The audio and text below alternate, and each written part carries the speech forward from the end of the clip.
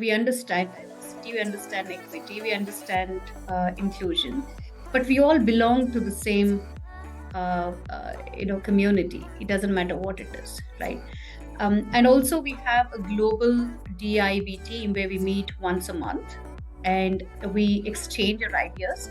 While we understand that it could be very local in terms of how we drive our initiatives, but globally we would love to align on how the company should look at diversity and equity.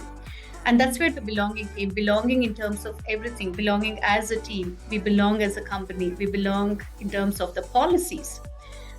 So that we added this year to say it's not looking at individually whether it's you're talking about gender diversity or generational diversity or LGBTQ. We also have to look at people as we belong together.